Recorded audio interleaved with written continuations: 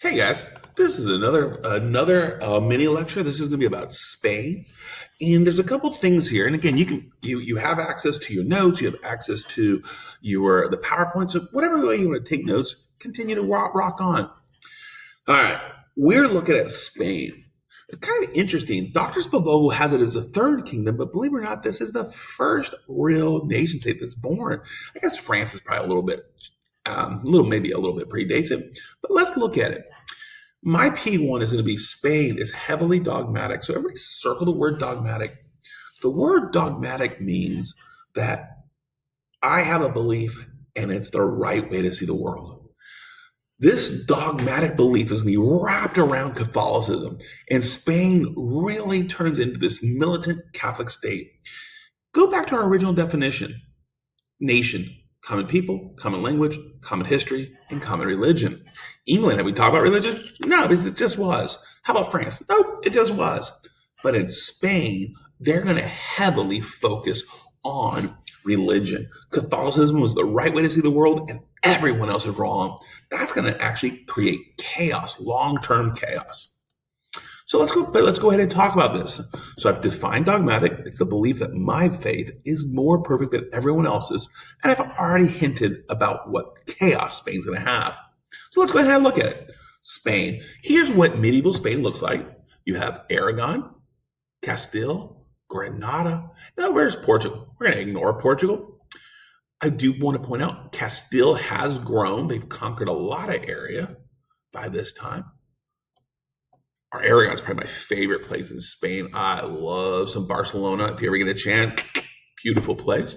But let's go ahead and talk about Ferdinand and Isabella, the first modern Spanish monarchs. Around 1469, I'm not sure why I've memorized that year, but in 1469, you have this creation of a dual monarchy.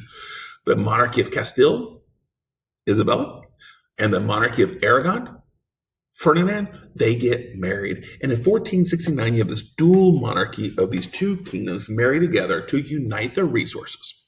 One of the reasons they did that is because they hated the Moors. What is a Moor? With two O's. A Moor is a Spanish Muslim. And the Catholics hated the Spanish Muslims. For a long story, if you wanted to know more about this, we can have a conversation. But that's not the point. And the Moors are in Granada. Right here, you see my cursor. This is where the Moors, it's the last Muslim kingdom of Spain. So these two kingdoms get married, and now they're going to start this thing called Reconquista. Dr. Spavogel doesn't talk about Reconquista. I do want you to know it. Reconquista is the Spanish Catholic reconquering of Granada. It begins almost immediately after their marriage in the 1470s, and it goes to 1492. And in 1492, Granada is finally conquered. It is absorbed into Spain. So now Granada is a Spanish Catholic area. Well, what happens to all the Muslims? How about the Jews that live there? Well, we're going to see that in a hot second.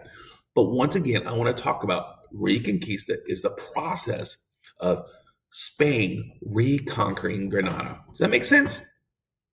All righty. And in 1492, you start seeing the use of the Spanish Inquisition. And here we see an image of the Spanish Inquisition.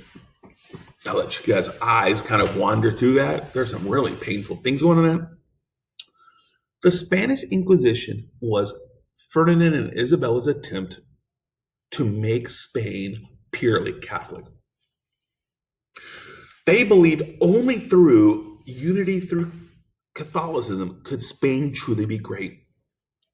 So the Spanish identity is attached to dogmatic Catholicism. If you're Spanish, you must be Catholic. If you weren't Catholic, you would be penalized and punished. Over here, you see a whole bunch of interesting ways that people were being tortured to death. And the two groups they focused on were the Moors, M-O-O-R-S, which are Spanish Muslims, and the Jews. The Jews were heavily tolerated during the Muslim time, but they're not going to be tolerated during the Catholic time here. And now, during the Spanish Inquisition, you had three choices. Number one, you could convert to Catholicism. That's cool. Number two, you could leave forced immigration with an E, immigrate, exiting. The problem is there's no modern time. Very few people have the wealth and know how to leave. So the third choice is die, convert, leave, or die. And unfortunately, we're going to see a lot of death and leaving. The reason this is important, and I'm going to say it again, the reason this is important is many of the Moors and Jews were merchants, burghers. By getting rid of the merchants, that's not what they were trying to do, but that is what they do. They reduce the number of merchants because the wealthy Moors and Jews flee and they take with them their wealth. So as they leave, that means Spain is not going to be able to economically develop. The word is called infrastructure.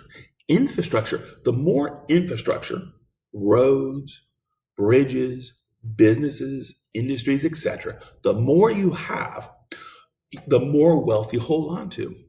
Without the merchants and that capital, Spain had less infrastructure. So as they get all this gold that you know from the Americas, and it's going to run through them like diarrhea. I know that's kind of gross, isn't it? But it's going to run through them like diarrhea because they don't have the roads, businesses, banks. They don't have that structure to hold on to the wealth. So the Spanish Inquisition was successful at creating a sense of stability because they got Catholicism, right? The problem is with the reduction of merchants, they have less economic opportunities and less opportunities to hold on to their wealth, which is really interesting because all the gold that comes from the Americas is going to rush right through Spain like diarrhea. And guess where the toilet's going to be? England. Remember, at the same time, Henry VII is the Burger King, and they have infrastructure, roads, businesses, industries, right? So they're going to be producing the goods that Spain's going to be buying. So Spain, all of their wealth because of this. So again, through the Spanish Inquisition, the problem with it is they're going to reduce the amount of merchants, and it's going to create long-term chaos. So I've already hit that. Shrinking the merchant class with the Spanish Inquisition. And the other part you probably saw was the political division between Aragon and Castile. Despite this quote unquote unity between this nation state, Castile and Aragon had they had different laws, different parliaments, different weights, different coinage, different. So rather than politically be united, they were divided. Well, remember, guys, if there's not a lot of unity, it can turn into chaos. Spain eventually becomes a power vacuum, and we'll talk more about that later. But what we see is, despite Spain being the most successful nation state out of the gun, right? The modern era. You know about Christopher Columbus. You know about the Spanish Empire. You know these things. Despite all that success, the Spanish Inquisition creates an element for division and weakness. I hope that makes sense. So, though Ferdinand and Isabella united Spain through marriage and Reconquista, their political policies of division and religious policy Inquisition saw Spain begin its political, economic, and social decline almost at the moment of apex. Apex means its high point, and that's going to be where we're looking at. Now, you may want to pop out, ask a couple questions. I'll be in Google Meet.